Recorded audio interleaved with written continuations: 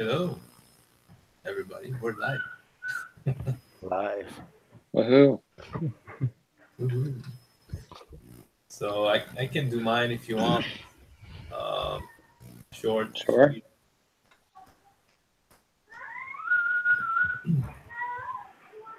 Here's my entire screen, and it's like infinity right now.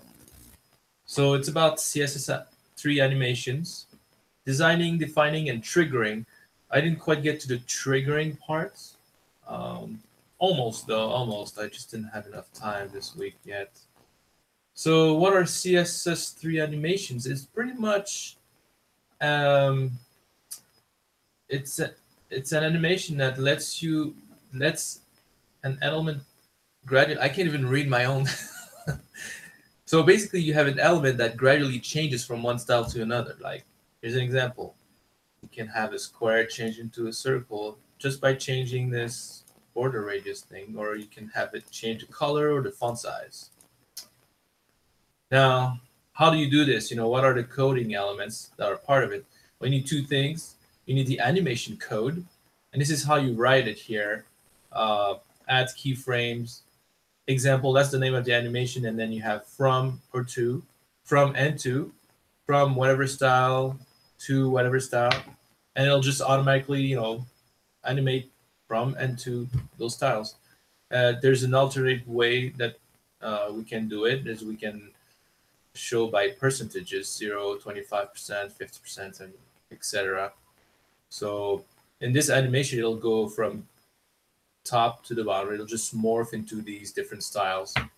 And the second block of or second coding element is this um, is in the CSS styling sheets. You have to determine the name of the animation, and then you have other parameters I'm going to go over here, or properties. So the properties, you have the name, and then you have the duration. So it's like 5s means 5 seconds. That's how long it's going to take to go from point A to point B, or from 0% to 100%. And you can determine the timing functions of the animation. Uh, Linear means it's just going to go from 0% to 100% at the same speed, but you can change it. You can use like ease. That's another option. It starts slow, then it's fast, and it finishes slow. You can do ease in. It just has a slow start. Ease out, it's got a slow end.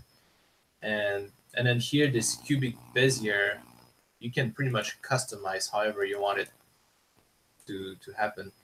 You can delay the beginning of the animation. That's what this is here. You can also tell it how many times it can loop, or an infinite amount of time. You can tell it in which direction it goes, if it's the normal or the reverse. It'll go from 0 to 100%, or it'll go from like 100% to 0. Or you can alternate. In this case, it'll do both. It'll do forward and then backwards. Um, but then there's also this annoying thing in CSS, and you have to add this the browser support so it works in all the browsers. Uh, so that's why here you have like dash WebKit, dash keyframes, and then see it's always like a little different. So that's for Firefox, and that's for Opera, and that's for IE and Firefox. The bottom one here is pretty much the standard. And then of course, as usual, IE9 doesn't support anything because it's Microsoft. And same, you have to do the same here on for the actual element. You have to do one for each so that it's supported everywhere, hopefully. And then there's a shorthand way of writing all this stuff. So you have all these different properties. You can just write in one line like this, just like any other CSS shorthand. Pretty similar to that. And yeah, that's as far as I got. I was messing around here. Let's see, in Atom. Um, I was to the point where I wanted to um, trigger, so I would just click and it would just like spin. So here I just have these. They're pretty much two boxes stacked on top of each other, and they're spinning. So that's as far as I got as far as my example, but you guys probably seen other examples from. Let me show you a couple. I think they're pretty neat, unless you guys have gone over this like a billion times already. Like for example, it's on W3 schools. This one's pretty cool. See, this shows like the alternate. It goes backwards first and then forward, and you see at every step of the way, if I rerun it again, it'll just change color. It'll go from like red to yellow and yellow to blue and blue to green and green to red. It's pretty simple code. I mean, there's really not a lot to it. And that's it for my presentation, guys. Any questions? Awesome, good job. Yeah, no, man, that was great. Yeah, thanks, Davy. Yeah. I just learned all this stuff yesterday, so There you go. it's pretty straightforward. It's cool.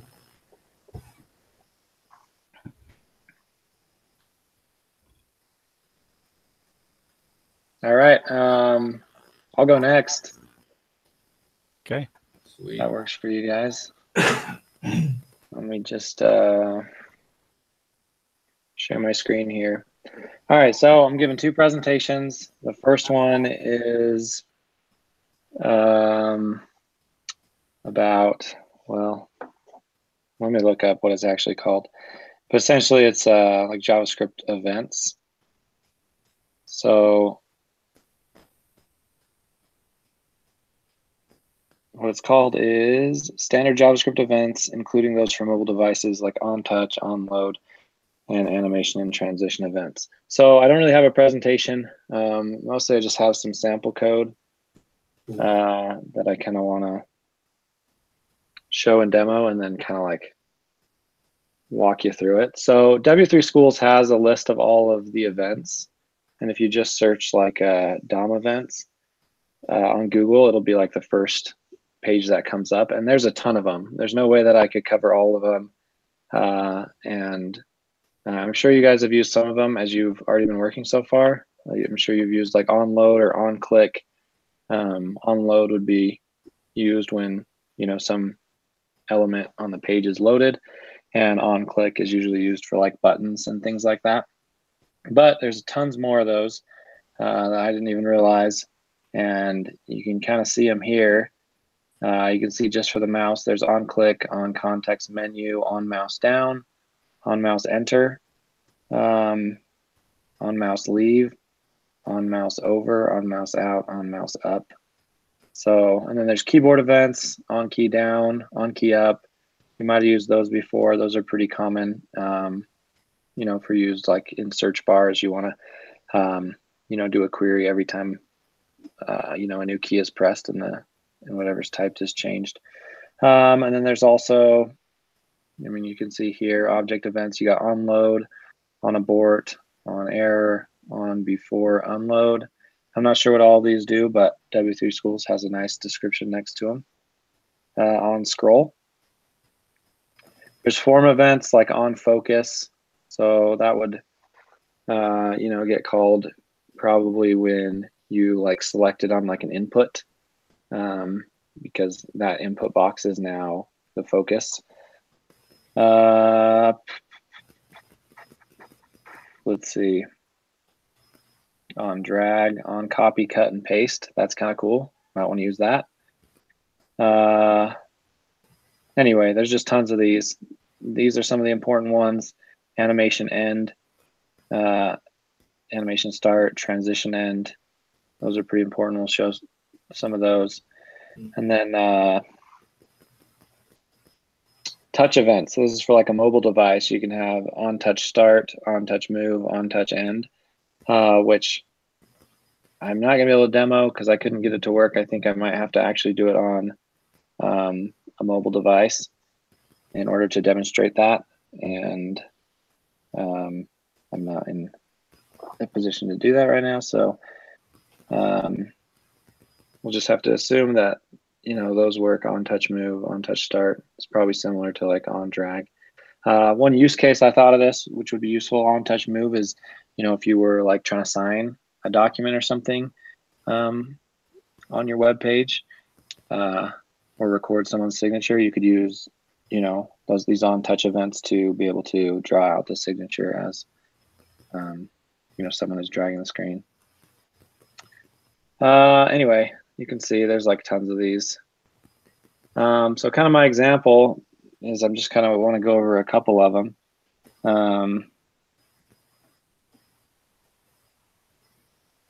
Let's see. All right, so the first one I'll just show is like on load, and I'm just gonna log these out to the console. Can you guys all see that? Yeah. Cool. Yeah. So you can see over here on my code, I have body on load right here. That calls my loaded function in my JavaScript, and that's where it prints out console loaded. And then here on my yellow one, I have a on click. Actually, no, not yellow. Maybe my black. Yeah, black I have on clicked. So right here you can see that I have on click, and that's where it calls the clicked function. Here's I got an input, so this is on key up. So every time I enter, a letter, Cool. that typed function typed. So like I said earlier, you could use this for like a search bar type thing. I use it on my, one of my projects that I submitted for this class. Actually, I have a little search bar, and I use that.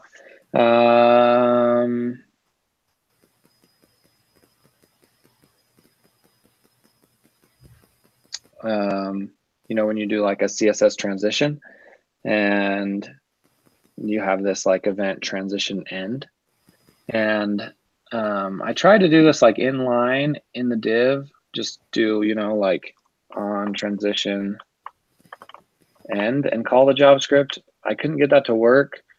So I'm thinking maybe this is something that you have to add the event in JavaScript. And so with any of these events, you can dynamically add it in JavaScript after the page is loaded, by just calling document, getting your element, and then adding an event listener, and it's gonna, what type of event it's gonna be, and then a function. So here on loaded, I get my transitioned, which is my green square, and I add this transitioned end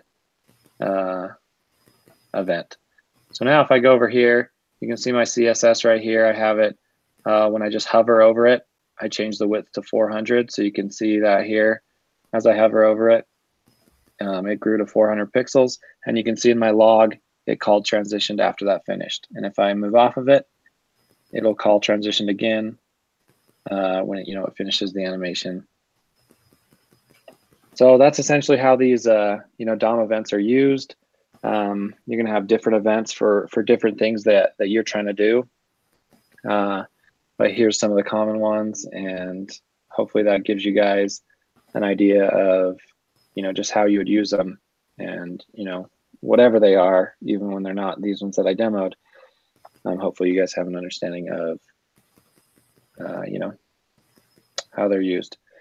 So that's basically that for this presentation. Does anyone have any questions about that? Anything there? Nope, I'm good. No, I think you did great. It's really, that's cool. I've never used any of those before. Well, I've used the onload before, and clicked, but I didn't realize there were so many.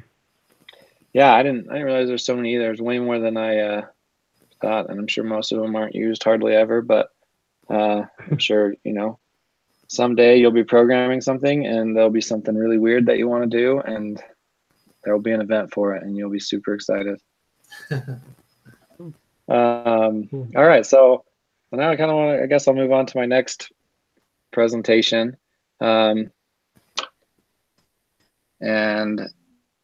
that one's, I believe, JavaScript loops, conditional statements, function, variables, parameters, arrays, and associative arrays.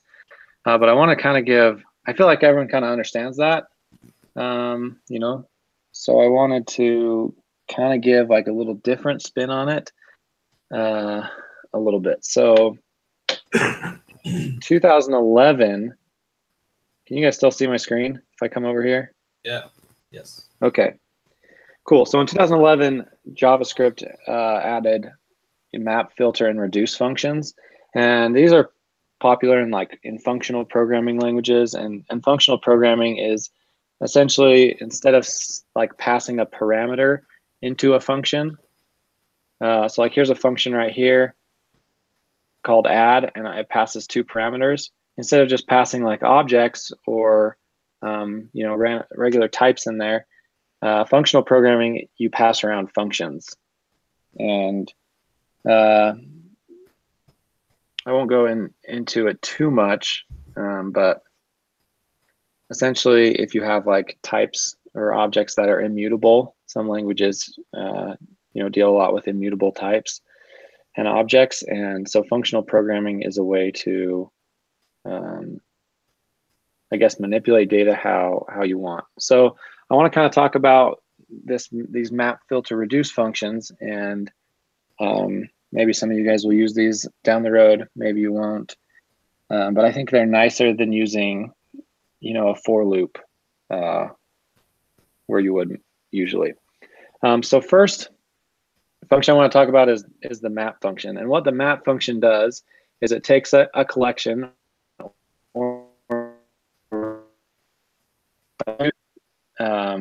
based on whatever function you give it.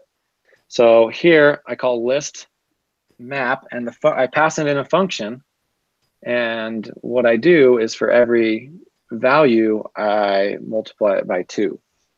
And so you can see right here I log that, and instead of printing out 1, 2, 3, 4, it prints out 2, 4, 6, 8. And so you can see this is a lot cleaner than doing a for loop. A for loop you'd have to do like var I equals 0, I is less than list length, I plus plus, and you'd have to be like new list is equal to that, and you'd go like new list push, and you'd say I times 2.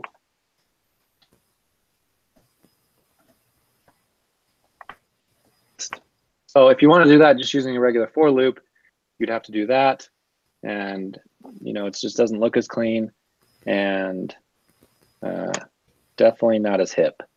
So so here, instead of doing that, you can just do map, and it'll just iterate through every element in the array and manipulate it however you want. I mean, I could change this to 3, and it's going to do that. I could also, instead of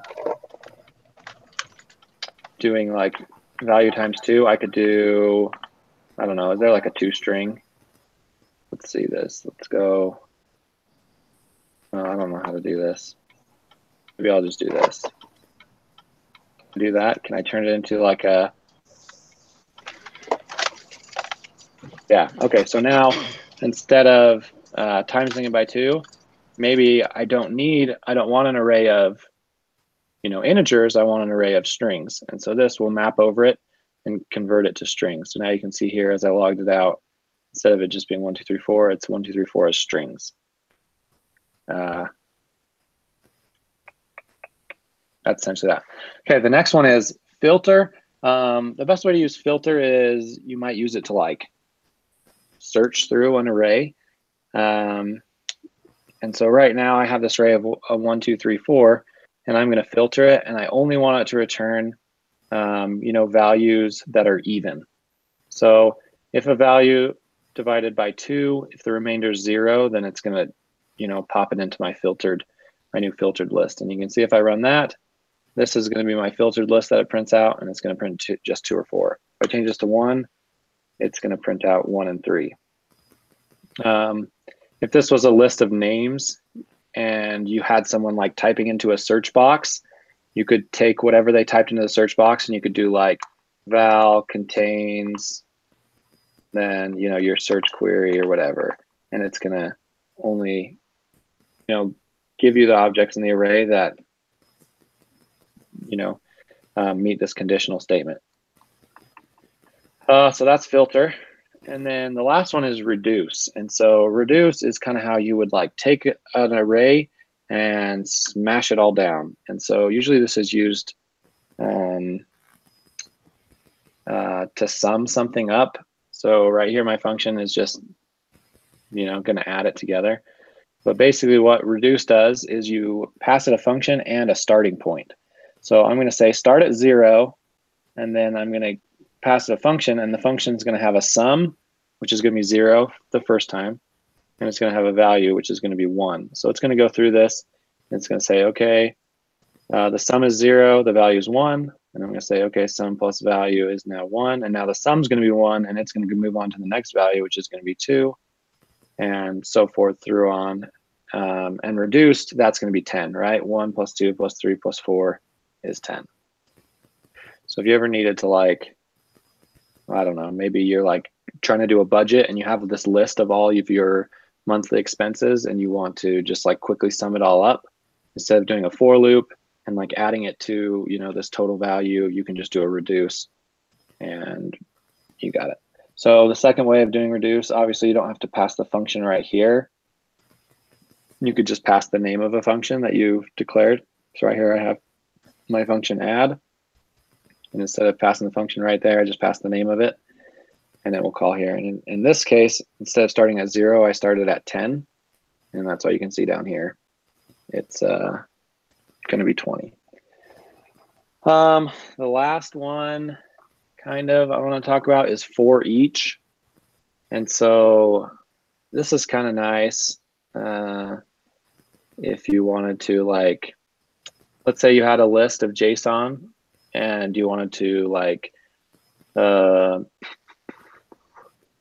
create a bunch of rows in a table on your web page. Instead of doing like a for loop, you can just do list for each and have a function that accepts the value and the index. You actually don't need the index, that's kind of optional. But here in this for each, I just do a console log on all of them. And so you can see right here, that's why it logs 1, 2, 3, and 4. Anyway, those are kind of, in most languages, they're called like higher order functions. But you'll use them a lot in like, if you ever get into like functional programming, solve problems, and a lot of times they present like a cleaner solution, less lines of code, to do something that you need to do. So it's kind of nice. I thought I'd just give that a little spin on like JavaScript loops and conditional statements, because I think they're interesting, and I use stuff like this all the time, and so I'm sure you guys will get opportunities to use stuff like that as well. So this is Java functional, right? So it's interchangeable, super interchangeable with all the other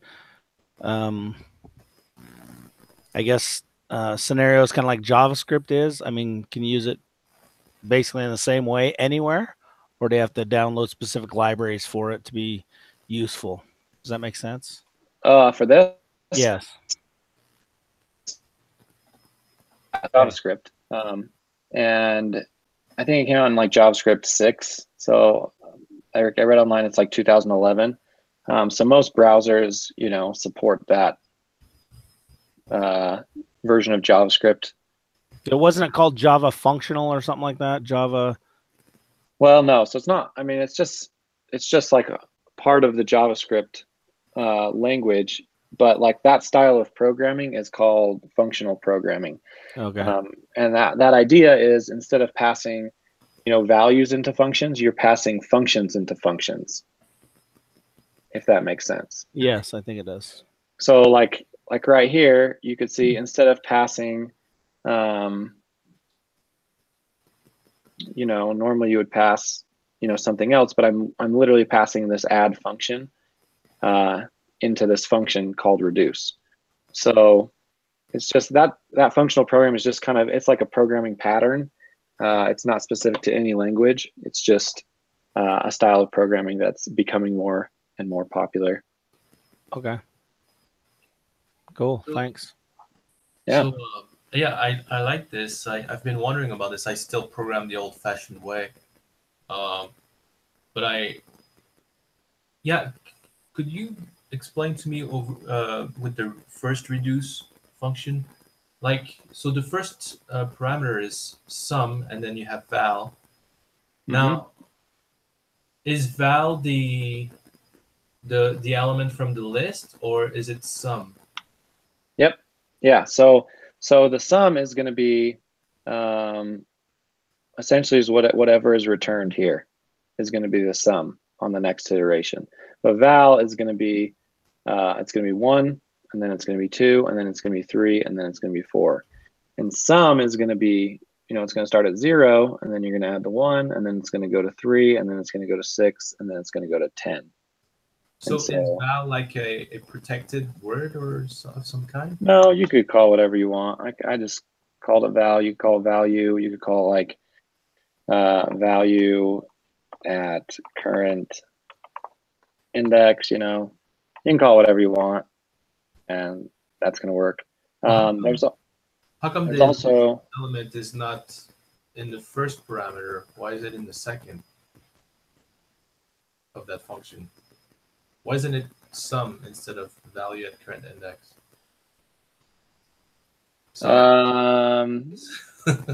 So like, why isn't it value first and then sum? Is that what you're saying? Yeah. I don't know, actually. I think that's probably just the way these JavaScript functions were implemented.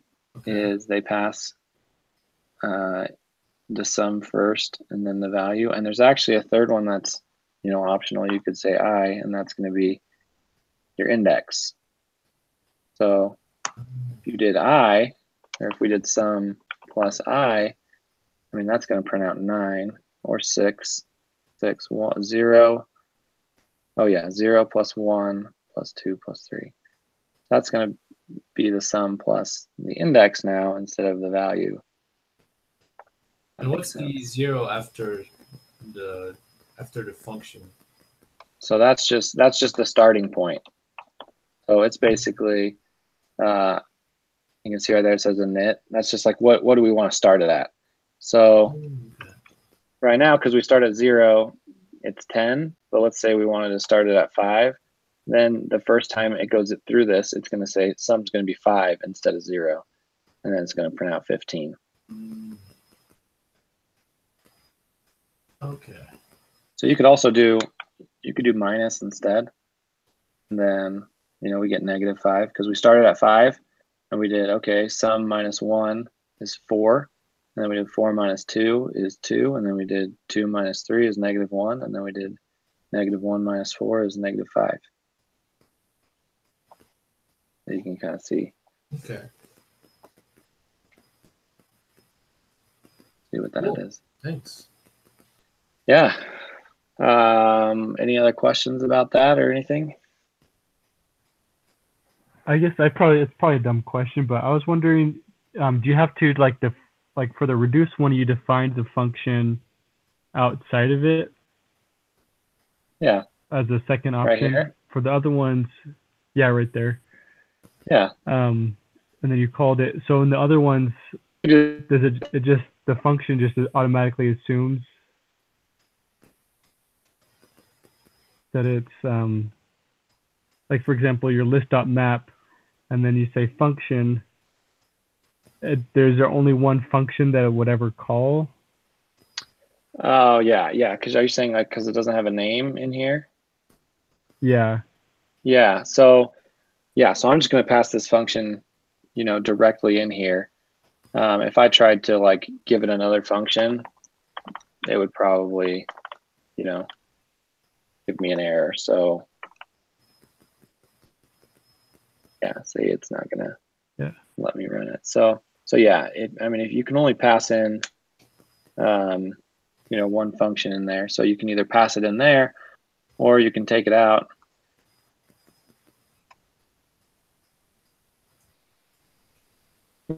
Here, but I'll just call it name, and then you can just say, okay, call this function called name.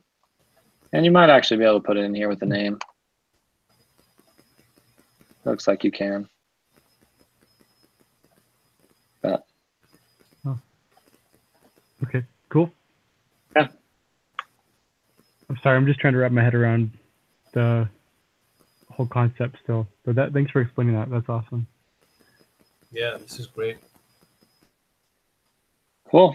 Well, that's basically all I have. There's no other questions. I think we're good. All right. So my presentation is super short just because we've covered it so many times, and actually Davy had in his presentation covered a lot. So transitions basically are the effect of making the animation or the transform basically come, I guess I want to say seamless flow, right? So just like animation, as Davey explained, it has many of the same properties as far as delay, duration, whatever property you're trying to make it do or effect you're trying to make it, and then the timing function. So W3 Schools has several. Davey showed it earlier. I know Bryce showed it in his example earlier. That it is basically an effect. So because we've covered it, I just found this website that I thought was kind of cool that it basically says 8 simple CSS transitions that, wow your users if you believe it to be true. So, the first one, I know Davey had 2 in one of his, and Bryce had it, the fade in. So it's fairly simple, the opacity, how dark or how heavy you want it, and then the hover. So, fade in, fade out. Pretty simple. Change color. I think everybody, when I sent an email to the instructor, he said everybody wants to change color, and some things are really cool and some things are so annoying you can't stand it, And I actually did one with color and words. I think I showed it last time. But anyway, pretty simple to change color as through an animation, like also Davy's example was. So transform. I gave a presentation on transform a couple weeks ago, and this seems to be a fairly popular effect that people want to use. So lots of examples on the internet how to grow. And then shrink. Basically, it's the same thing, just in the opposite. And you're doing it by the transform or the scale effect. Rotation. I think Davey just showed us one in his too. So he was using a rotate animation in one of his elements as well. Square to a circle. I thought this was kind of cool. You don't see this one too often. Had I seen this, I probably would have tried to use something cool like this. Very simple, but I think very effective too,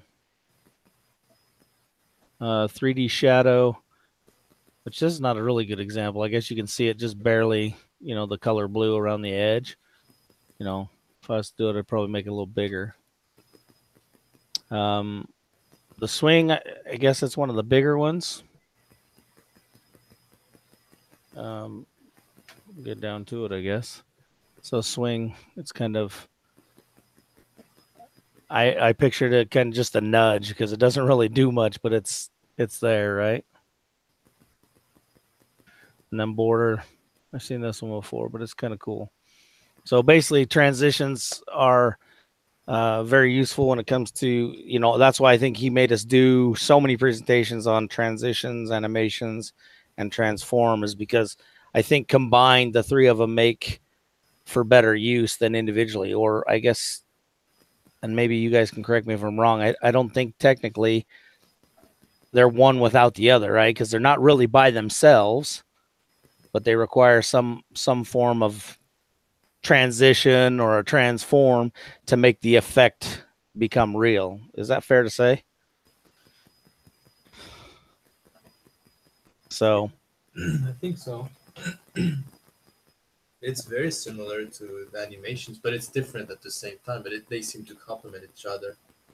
And you don't often see them by themselves, right? There's always some form of one or the other somewhere, right?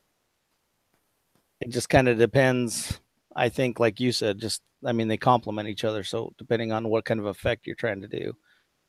So I think they're really simple, but at the same time, I think they're kind of complicated the bigger you get and the more code you put in there, and you know what you're trying to do, right? So anyway, that's really all I have because we've covered it so much. I just didn't feel like we could beat a dead horse. So That's cool, man. Thanks. anybody got anything else to add or critique? I just had a question for anybody in general.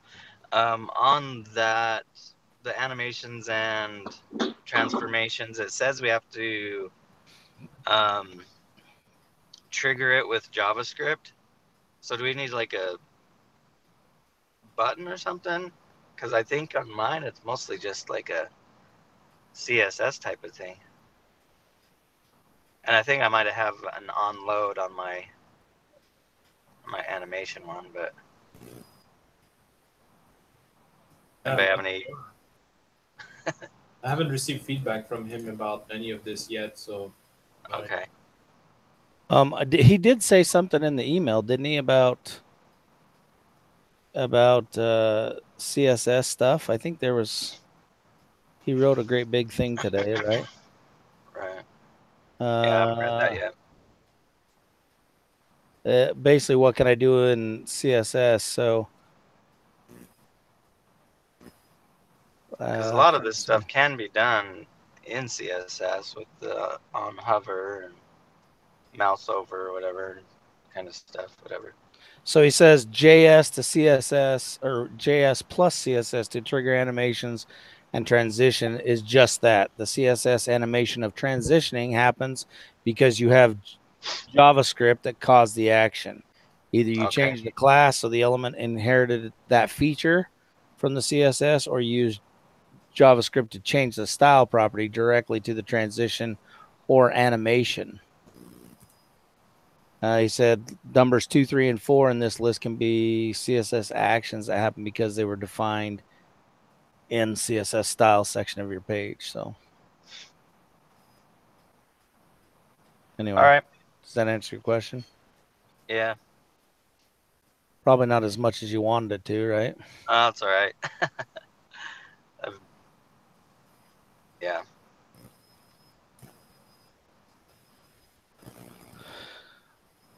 Cool. Had other things on the brain today.